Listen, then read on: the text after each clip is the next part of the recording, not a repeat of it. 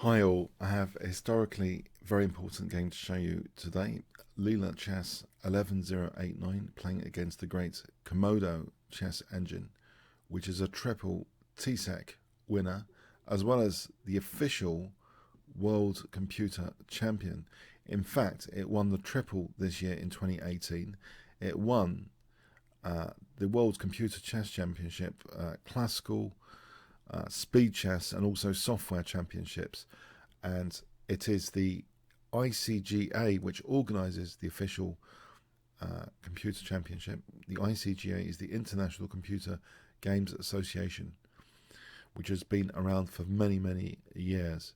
So Leela against this great engine, playing white here. D4, we have the first four play. It's the Dutch defense with this unusual queen d3. E6, so here Leela's on her own. Now, just for those interested in this opening, by the way, d5, there is an idea sometimes of a gambit with g4 to justify the queen being on d3. Very interesting. For example, there's a game Ramusen against Olsen, played in Denmark 2000. So they were both about 2400. It was a win for white after fg h3. This position, yeah, eventually white won in 38 moves. So there's some justification for queen d3 to be followed up with g4. So anyway, in this game we see e6, and Leela doesn't play g4 here. She actually plays c4, but it's black, which goes a bit crazy now. Komodo has got a certain positional style, and probably somehow came up that this was a great idea. b5. It looks a little bit like a mix between the Dutch defense and the Benko gambit. It's clearly the light squares are gripped by black quite tightly here. A normal move like knight f6, this could be just a fine looking position. It looks a small edge for white. Now b5, yes, Leela actually takes this. Knight f6. You can see that the light squares are really in black's grip. It's a very interesting gambit. Knight c3, a6. e3, just letting the pawn be taken on b5, not taking here. It would activate the bishop. For example, it looks as though black's got some piece pressure. So it was actually left for black to take. Queen takes. Now we have actually bishop e7.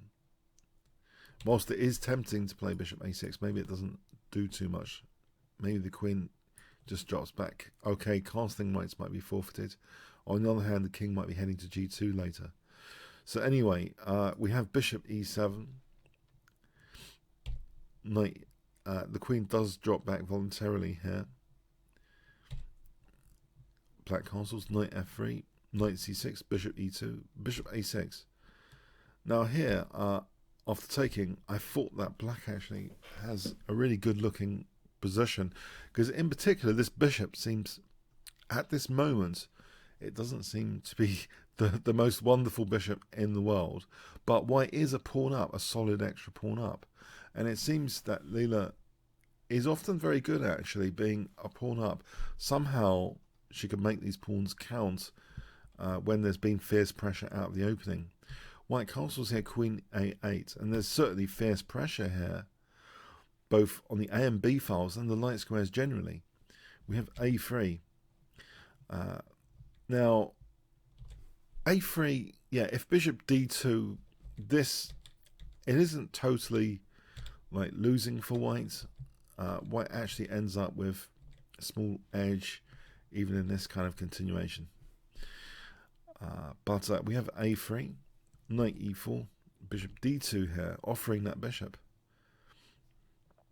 You might wonder about taking. I think this would activate black too much, and there's going to be some kingside pressure as well. So yeah, Leela isn't going for this position. There's all sorts of options here for black. So we just have actually after knight e4 not taking, we have bishop d2. But options for black here are interesting. So black played rook b8, hitting the queen. On knight takes, is taking that bishop any good? This position, with knight b4 being possible because of that battery against a1, and it ends up, white ends up with a small edge actually. For example, this continuation, is okay for white. On knight takes c3 instead, this is perfectly okay as well for white. For example, like this is a sample continuation. Yeah, white's got a nice grip on the light squares here, in fact, as well as an extra pawn up. So yeah, it seems actually sustainable, the pressure. Queen c2, knight b4 here, queen drops back, knight takes, bishop takes, knight d5, queen d3, so still a pawn up. But yeah, black's light squares in particular seem quite impressive here. The pressure does seem pretty impressive at this moment. Rook a4. On knight takes c3, it doesn't really do anything as you might expect. Maybe knight e5 and then this. White ends up being significantly better, basically. There's no major like counterplay here. So we have actually, after queen d3, we have rook a4, rook ac1, bishop d6, rook c2, rook b3. Now, knight d2, rook b8, rook fc1. Yeah, so white's position is looking solid and still a pawn up. Queen c6, h3, queen b5. Yeah, volunteering the queen's coming off. Leela obliges. And now nifty knight b1 with ideas of b4 because the knight's protecting a3 here. Sometimes there'll be ideas of b4. We have rook b3. For example, if b4 is permitted, then this is very nice. You know, the knight's holding a3, and then the king can come over a bit. This is perfectly nice for white. White's got a small edge. So we have rook b3. Bishop drops back to e1 now. Knight b6. King f1. King f7. Knight d2. Kicking the rook. Knight goes to f3. Some shuffling, basically. High-level shuffling. b4 finally. So there's a commitment there. Rook d3. Yeah, because that was now hit. Pardon me. So rook d3. Rook a8. Rook b3. h5. Yeah. Bishop d2. Yeah. Bishop c1. King e8. g3. Bishop e7. h4. It looks as though there's nothing going on, but white's getting a bit more solid here, it seems, generally. And in fact, here, there might be a plan afoot with the e4 pawn break at some point. Now, black played g5, which seems pretty radical, and isolates an h-pawn. And for me, that requires an investigation. Was this strictly necessary to play g5? Let's have a quick look at king f7. And this is just a fictional variation. Rook d3, knight d5, knight c4. Yeah, this is just fictional, where white can play for e4, basically, eventually. If white plays for e4, this actually gets to be a very nice position for white. For example, this is a disaster continuation for black. So opening up that e-file means activating rooks, exposing other weaknesses in black's camp, opening up the position. So we have actually, yeah, it seems a little bit shaky. Play g5, that's taken, and it gives white another plan now, which Leela uses, which is to put pressure on that h-pawn, but first reinforcing a3. Okay, now taking on d5, another major event. The knight's coming off, and it looks as though there's a padlock on the e4 break, so has that solved a major problem? Now I find this quite instructive, the game continuation. What to look out for here? Okay, this is double pawns, but it's that d pawn which is reinforcing against e4. If white is able to open up the position, sometimes other weaknesses get exposure because active rooks leads to, you know, other problems. But the paradox is sometimes you might have to undouble the opponent's pawns to create that kind of rook activity to probe for other weaknesses. I think that's like a key instructive theme here if white can play for e4. But you'll notice first, plan A before plan B is, well, a bit of a toying plan to put pressure on h5. We have now king f3. Now the rook comes in as though to double on h5. King f2, king e2, king e6. Now rook h2. Instead of king e6, you might be wondering h4 here. White would be better in this scenario. For example, like this, white's going to be better in these scenarios. This is an example where, yeah, one pair of rooks coming off means some problems here arising. You know, there's a passed, potentially, once the pin can be got rid of, there's a passed a pawn which is on the cards. Maybe king d3 first, and then move the a pawn without bishop b4. So white's a big advantage there. So king e6, not h4. Then the rooks, as though they're going to be doubling. They are doubling, in fact. And here there's a poisoned pawn, rook h7. A very interesting tactical move, actually, to bear in mind. If white takes this, yeah, because look at black's last move. It seems to be hanging a pawn. But if white actually takes here, then rook takes, bishop takes b4, bang. Because of this is just equal. Yeah. So we have bishop c1, and now that's protected. Rook h3. But, as I say, plan B is to open up the position here. Very, very instructive. Maybe it's not the first thing that springs to mind naturally, because you might think, well, these pawns are doubled, why undouble them? But that is the very plan which Leela's really interested in here. If we look at after all this shuffling now, I think this is the key plan to outline. There's a lot of shuffling. And it's a bit of a concern that this sort of shuffling puts these games out of most people's radars to check out, because this is a really fantastic plan for e4 here, in my view. So if we can just filter out a bit of the shuffling and get to the instructive bit, which is coming up, I assure you, which is playing for e4. You see this f3 now, f3, and it also implies maybe g4, but g4 is never as effective. I'll give you a sample now. Here, it looks as though g4 might be worth a punt. All black does is take, so you know the double pawns remain intact, but there's an outside pass pawn there. It's not very desirable. It's even. So no, not g4. So we have rook f8. On bishop d8, instead, e4 here might actually be valuable. So even though the paradox of undoubling the pawns, but look at the rook activity. And you might think, well, there's nothing for the rook to attack. In fact, there's a key threat here of d5. Yeah, and if this pawn moves, then there's rook e6 hitting c6. If c6 is taken out, we've got two connected passed pawns. So it's fascinating that this undoubling the pawns means by taking out that pawn on d5, there's actually d5 is now a legal possibility, which actually breaks further down black's position.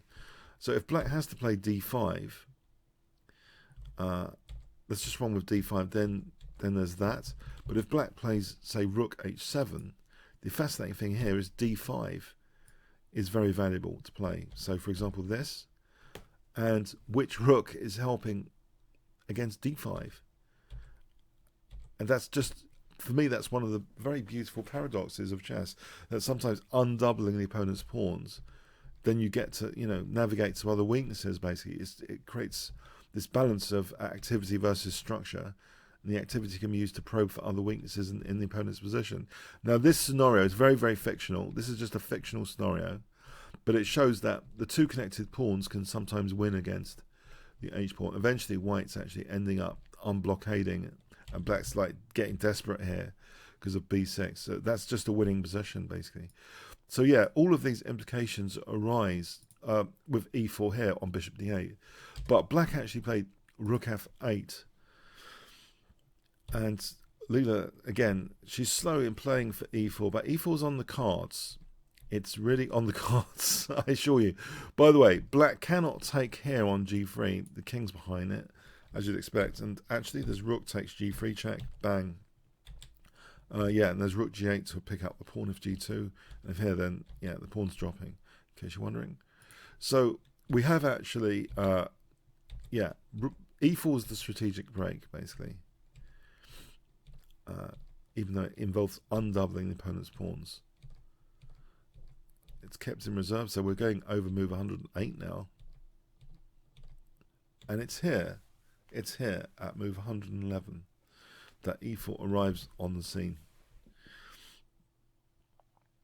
And black actually takes the f pawn, is not keen on undoubling the pawns here. Well, that goes into an almighty pin anyway. So bishop d8 pinning white's pawn.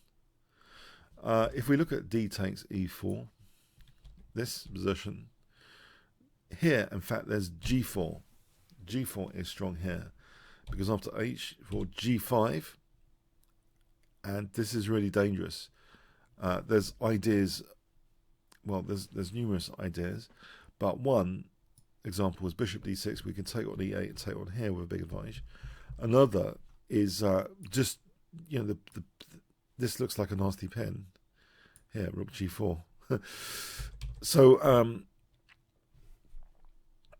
we have bishop d8, e5, rook f8, bishop f4.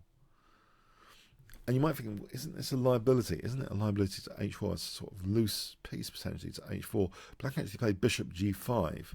Now, if h4, in fact, there's e6 here. For example, this, check, and e7 is very strong. This position, black just gets mated. So, yeah, that's not very pleasant. So h4 doesn't do too much after e6. And if d take, if hg here, then yeah, we've just seen that. Sorry, e7, but no, not hg. If d takes e6, rook takes this, king f5. We have rook takes c6, which gives two connected passed pawns. Taking out that blockade is very, very important and desirable. So here, this is just winning for white. This is a winning position for white here. So we have bishop g5 challenging the bishop like that. But now e6 anyway. And look, yeah, white's potentially getting access to hitting c6 if taking. So we have bishop takes, e7. On g takes, this is also strong. White's also got a winning position here. The rooks can't stop the pawn queening. Very, very strong, totally winning. So e7, rook e8. G takes. So this is very, very strong position now. We have potentially white, if white gets another move, there's all sorts of things like rook e5 to take on h5. So we have this d6. It's necessary to try and take out one of the pawns and deprive the e5 square, but check, and now look, access to c6. So this e4 break has given access to a key pawn now. a3 is protected. Now c6, it means now two connected passed pawns on the queen side. It's amazing to me, to be honest, because there's so much pressure and lockdown from black's gambit, positional gambit, which Komodo is famous for its positional play. It seemed entirely justified, actually. But look at the outcome here: two connected passed pawns now, because of white's very interesting break in the center with e4. Leela is the master of pawn breaks, but it's what those pawn breaks are connected to. It's very, very interesting here to emphasize, to underline the queen side connected passed pawns. So check here, h3, a4. They're just driving forward, and d5 is very weak, of course. Now here, a4 is necessary because otherwise you can't take on d5 immediately because b5 drops, and that's going to be even. So a4 supporting b5. So d5 is going to drop, have the cake and eat it. Rook h1. On h2 here, the king gets in trouble, actually. White can take here and drop a4 because of check. And then this threatening mate. And this is just losing, basically. The pawn there is when the pawns are all winning. It's absolutely winning for white. So rook h1. Rook h6. And we have rook h4 now, check. Yeah, the pawns are being herded. The king could always step back to b4, as it does now. And yeah, this is just getting really bad now for black. This is really going south, this rook and pawn ending. So we have now d5 dropping. So 4 pawns up, it's over really. it's over. The game continues quite a bit though, as you'd expect with Leela games. Okay, so f6 here, rook c6, d6, bringing the king up, f7. Yeah, it's the pawns are just too much, basically. It's, yeah, and here is a neat finish, d8, very neat, under promoting a rook.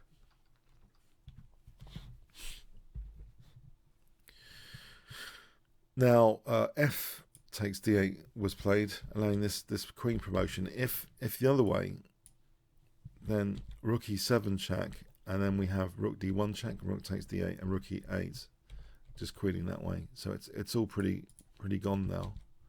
So f8. Okay, yeah, it's just, and the rest of the game is under certain competition rules. It would have been just terminated down the game, but it carries on for a bit to the death. Not too long to wait. Checkmate. So yeah, I thought this was a really instructive game. The Komodo is a very fierce engine and has beaten the likes of Stockfish. I believe even recently has taken Stockfish down. Very strong engine, especially I believe on very scalable hardware. I think the official, in inverted commas, World Computer Championship is like no holds barred hardware. So scalability concerns everything which you might not get necessarily in software. I think Komodo's up there, but the classical official World Computer Championship requires a traditional operator as well, and the Komodo team is there. You know, they went as a team, and you really need to be set up for some competitions to be able to compete effectively in them. But TSEC has been regarded as like one of the most important computer chess competitions, and it's Stockfish which of course dominates that most of the time in recent years, especially this year. But it's still an interesting landmark for Leela to beat the Komodo chess engine here. It was a bit of a quirky opening, an interesting improvisation gambit from Komodo, that b5, that kind of hybrid between Banco Gambit and Dutch. So let me know what you thought of this game, if you found it instructive.